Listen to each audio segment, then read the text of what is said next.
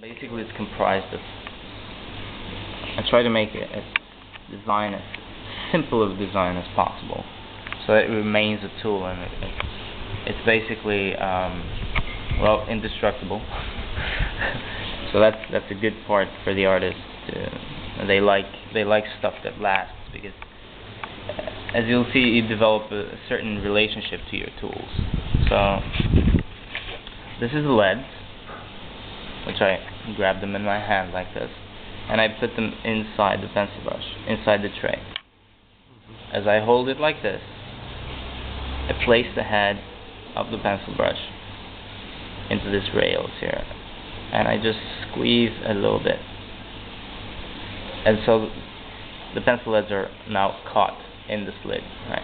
So then I go here, I just shape the tip like this, and then I tighten fast, and that's about it, and that's the tool. So what you have here is a sharp yet very thin marking point. It's at the same time broad and very, very narrow. So by just at first, when you put this in, you have to sort of smoothen out the edges so that you get like a very good surface area on the pencil brush. Right. So what I would do here for demonstration's sake is try to just come up with a face. Not copy a face, but just come up with a process that just the same as writing something, you can draw something. So basically, I would start by saying that this tool sort of forces you, in some ways, to use it the proper way, because it is built in it has a certain shape that has to be sort of followed. You have to facilitate its functions. So I have about 5 grips which I have distinctly sort of separated one from the other. And the first one is the most usual one, which is you hold your thumb in the middle and you just hold it like a normal pencil like this. And this is a scalpel grip. So I would go about drawing lines with the tip. Right.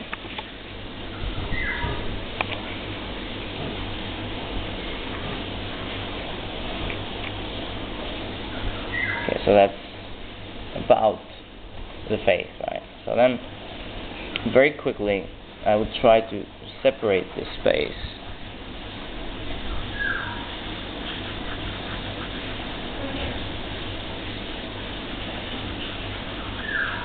from the rest of the page. This is a very good technique when you try to learn about the shape of things. So then I would go and approximately mark up where would the eyes be, like there, and where would the nose be, like there, and mouth, very, very roughly, right? And that's the ears. And then what I would actually do with this tool is go and carve out the spaces where I think there's holes in the face, and bring up volumes that I think are coming out of the face. So here we go. At the eye, I'll start from the eyes. Just create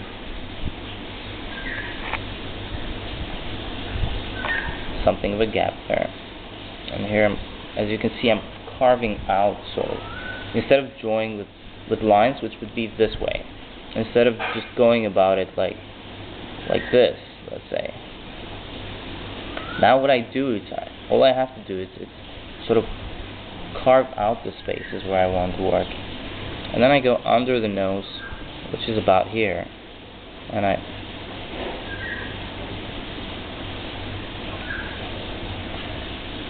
carve out under the nose. because the nose is standing up. And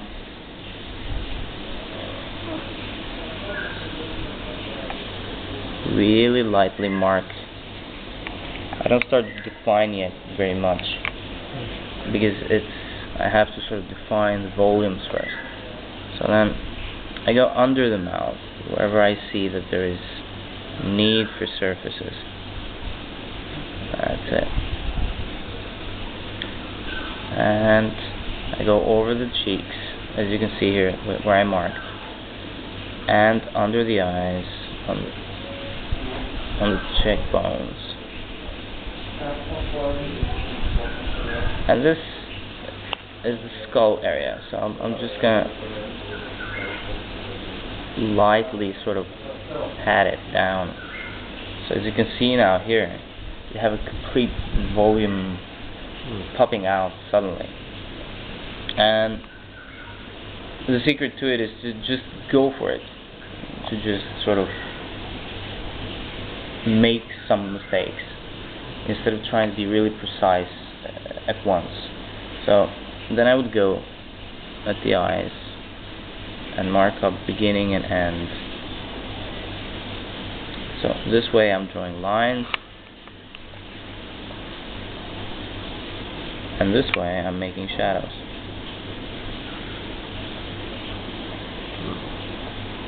And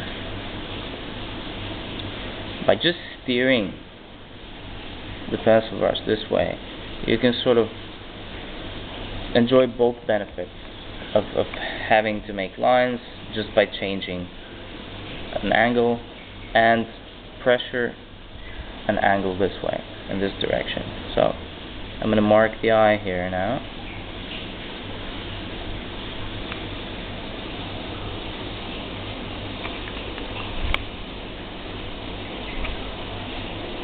And of course create the eye sac right there.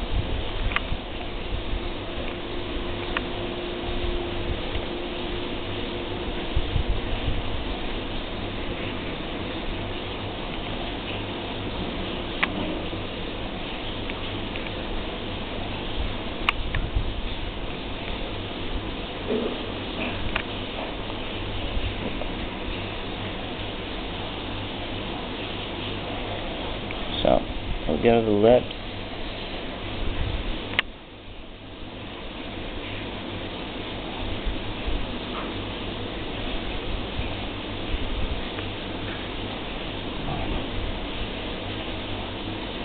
We'll go under the lip. Now this is the cool feature about this, is that you can cut out areas like this.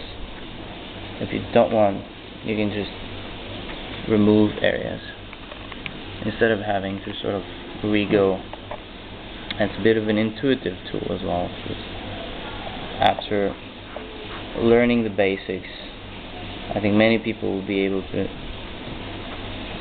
enjoy a sort of creative freedom that they didn't have before. Interesting. So the special effects come in where you use it a certain way repetitively. So I would say this is one of the grips, and this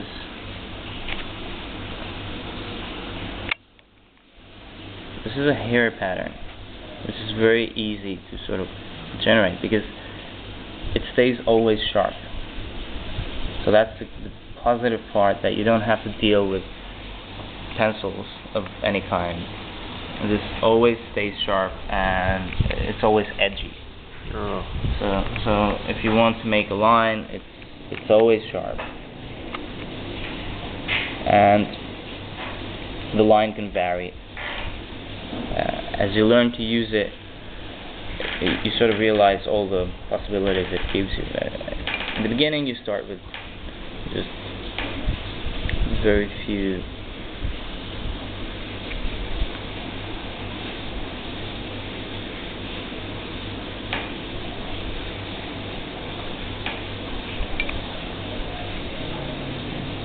As you can see here, I'm changing grips all the time, and that's all there is to it, actually. If you learn to go through this grip changing, you'll realize that you can sort of lay down areas in a really simple and easy fashion.